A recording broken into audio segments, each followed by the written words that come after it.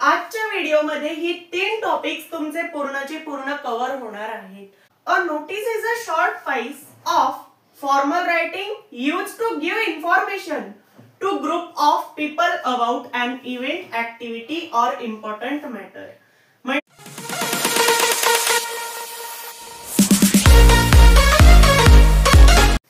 Hello everyone, स्वागत आहे तुमचे ओम ट्युटोरियल स्टडी मध्ये.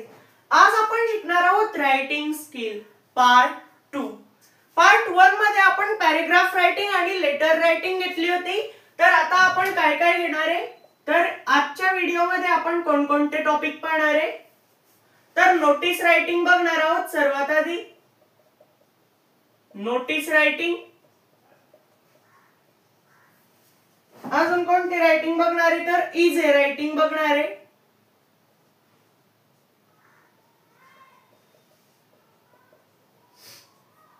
आणि डायलॉग रायटिंग.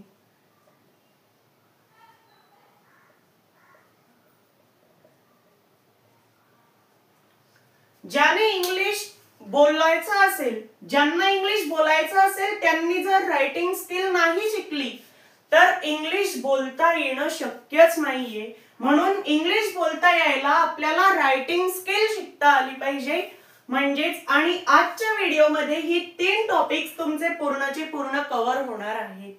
आणि जर तुम्ही पार्ट 1 याच्या नंतर जरी बघितला तरी सुद्धा काहीच प्रॉब्लेम येणार नाही, कारण की तुम्हाला तरी लेटर रायटिंग आणि पॅराग्राफ रायटिंग समजेल. तर सर्वात पहिली रायटिंग आहे आपली नोटीस रायटिंग. याला आता आपण सुरुवात करूया.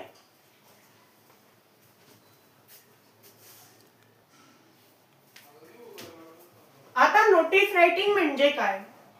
अ notice is a short files of formal writing used to give information to group of people about an event, activity or important matter.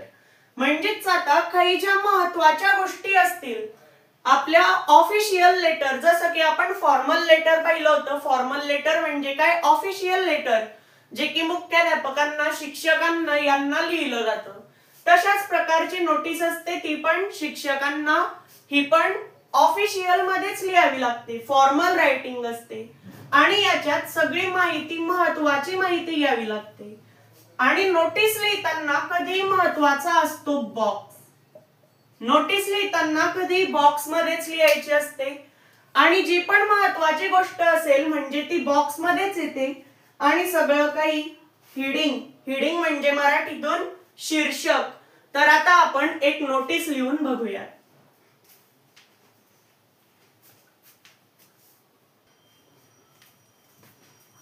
आता मी लिहायच्या आधी बॉक्सनी पाडणार. समजा मी शाळेकरता लिहितोय तर सर्वात आधी शाळेचं नाव इथे लिहिलेलं पाहिजे.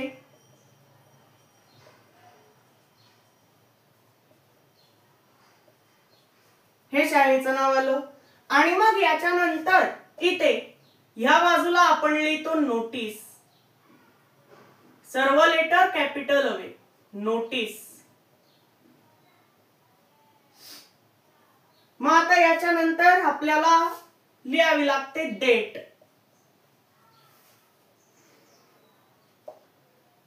जी पण डेट असेल, जसं की 13 ऑक्टोबर 2025 ही समजा डेट आहे, तर याली डेट. मग आता इथे टाकायचं शीर्षक म्हणजेच हेडिंग. पण आता इथे शाळेचं नाव टाकल्यानंतर नोटीस इथे लिहायचं खालच्या लाईनवर आणि मग एक लाईन सोडून डेट लिहायची आणि वापस एक लाईन सोडायची. माझ्याकडे जागा कमी म्हणून मी लाईननी सोडते. मग आता इथे टाकू आपण हेडिंग.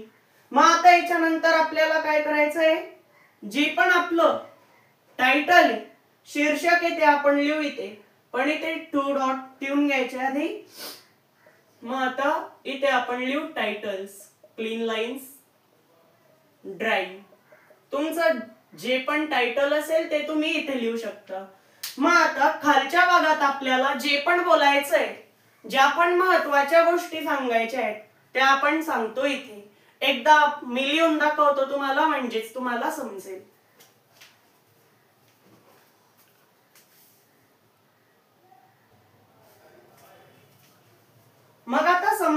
नोटीस लिहिली एक. All students are informed that our school is organizing a clean lines drive in the nearby village area on 13th October 2025. मग आता एक रिक्वेस्ट केली आहे स्टुडंट्सला, म्हणजेच ही नोटीस कोणी लिहिली असेल? शाळेतल्या शिक्षकांनी किंवा प्रिन्सिपलनी. मग आता ज्यांनी लिहिली आहे त्यांची इथे हवी सिग्नेचर आणि हेडिंग क्लीन लाईन्स ड्राईव्ह हे टाकल्यानंतर अजून एक लाईन सोडायची आणि हे लिहून घ्यायचं. मग वापस एक लाईन सोडायची आणि मग इथे लिहू सिग्नेचर. मग आता सिग्नेचर केली किंवा तरी चालते, नाही केली तरी चालते. मग आता जे पण नाव आहे ते टाकू शकतात.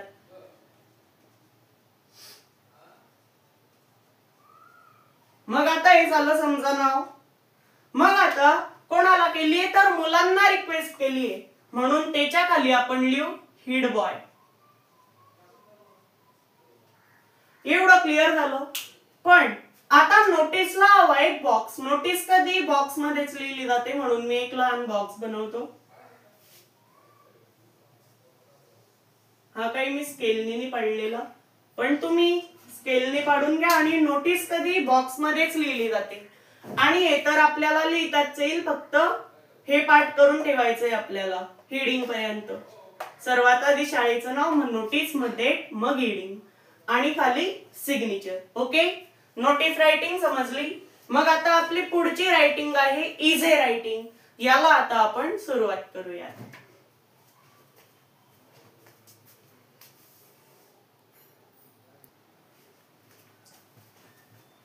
आता इझी रायटिंग ची डेफिनेशन काय आहे? An easy writing is a short piece of writing on a particular topic. It expresses the writer's thoughts, ideas and feelings in an organized manner. Friends, आता जो निबंध लेखन जे असतं, इझी रायटिंग म्हणजे निबंध लेखन, ते लहान किंवा मोठे किंवा मीडियम दोन्ही प्रकारचे असू शकतात. आणि याच्यात लेखकाचे विचार असतात, भावना असतात. त्याला आपण निबंध रायटिंग, निबंध लेखन म्हणतो. समजा जर तुम्ही कोणत्याही गोष्टीवर तुमचे विचार लिहिले तर तो एक निबंध असेल. तुम्ही कोणाही बद्दल लिहिताय, तुमच्या वडिलांबद्दल लिहिताय, आईबद्दल लिहिताय, तर ती काय झाली इझी रायटिंग. आणि तिचे लेखक असाल तुम्ही, कारण की लिहिलंय तुम्ही. जो लिहितो तो असतो तिचा रायटर. ओके, एवढं तर आपल्याला माहितीच आहे. मग आता एका विषयावर आपण लिहून बघूया.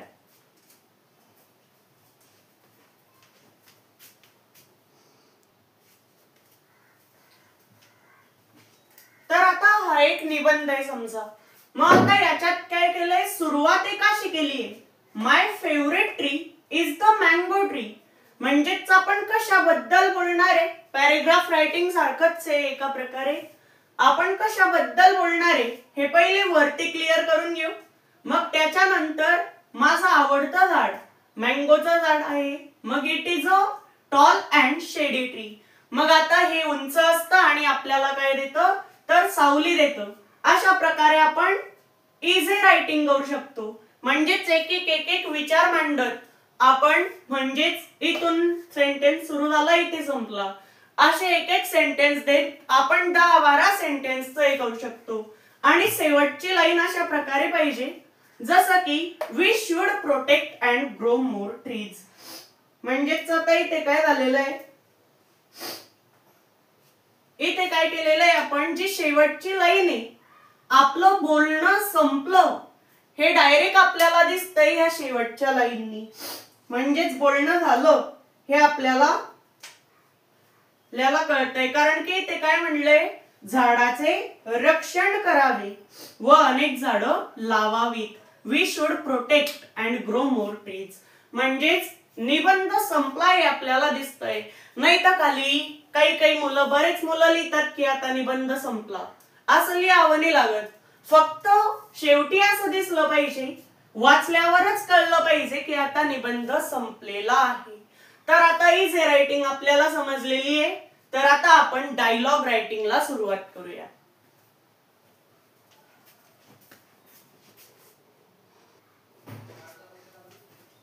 डायलॉग रायटिंग म्हणजे काय? Dialogue writing is a written conversation between two or more people on a particular topic. आता याच्यात काय करता येतं? समजा आता दोन जण बोलतायत. आता हे दोन जण बोलतायत, तर मग आता याच्यात काय असेल? एक जण प्रश्न विचारेल, एक उत्तर देईल, दुसरा प्रश्न विचारेल, एक उत्तर देईल, म्हणजेच एक प्रश्न आणि एक उत्तर. याचं मराठीतून असतं संवाद लेखन. संवाद लेखन. तर आता आपण याचे एक्झाम्पल घेऊन याला चांगल्या प्रकारे समजूया.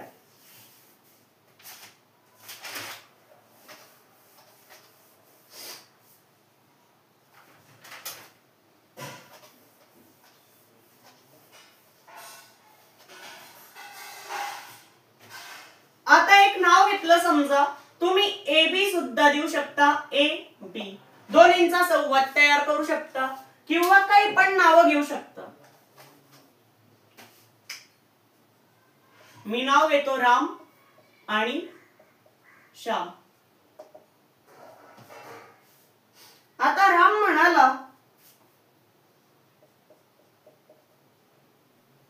हाय श्याम.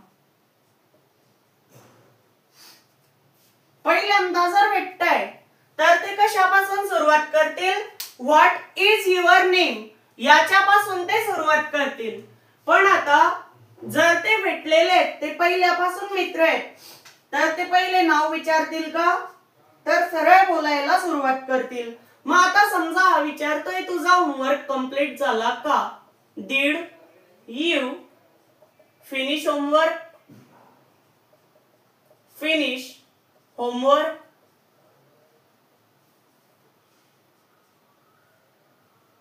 आता याने प्रश्न विचारला म्हणून क्वेश्चन मार्क कधी सुटला नाही पाहिजे. Did you finish homework? मग श्याम काय म्हणतोय? त्याचा होमवर्क कंप्लीट झालेला आहे, तर तो येस म्हणेल, किंवा झालेला नाहीये तर नो म्हणेल. समजा झालेला आहे तर तो म्हणेल yes. I complete it yesterday. I complete it yesterday.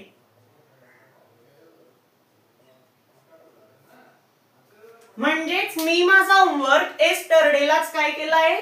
Complete केलाय. मग त्याच्या पुढे what about you? What about you? मग आता राम याने वापस उत्तर देऊन प्रश्न विचारला. मग आता राम काय म्हणतोय? I am still working. I am still working. तो ते काम अजून करत आहे. On it त्याचं ते काम काय आहे? तर चालू आहे.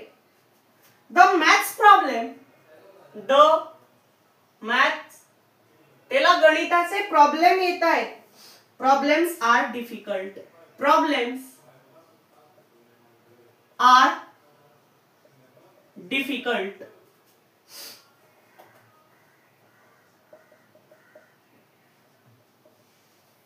मग आता वापस श्याम काय म्हणतोय? Shyam Don't worry. Don't worry. Don't worry. I will help you. I will help you. काळजी करू नकोस, मी तुला मदत करेन. अशा प्रकारे हा म्हणाला. मग वापस राम उत्तर देतोय. Thank you. You are a good friend. Thank you. You are a good friend. म्हणजेच अशा प्रकारे एकात आणि दुसऱ्यात काय होतो तर संवाद तयार होतो. अशालाच आपण म्हणतो डायलॉग रायटिंग. फ्रेंड्स, आता याच्यात काय होतंय, असं संवादला लिमिट नाही राहत की एवढाच पाहिजे आणि जास्त मोठा नको, असं काहीच नसतं. कारण की दोन जणांमध्ये जर संवाद होतोय तर तो कितीही चालू शकतो. ओके, 1 तास पण 1.5 तास पण, म्हणून तो कितीही मोठा राहू शकतो. आणि जर तुम्हाला इंग्लिश शिकायला आपल्या व्हॉट्सअप ग्रुप मध्ये जॉईन व्हायचं असेल तर डिस्क्रिप्शन मध्ये लिंक दिलेली आहे आणि पार्ट 1 ची सुद्धा डिस्क्रिप्शन मध्ये लिंक आहेच. तर भेटूयात पुढच्या व्हिडिओ मध्ये.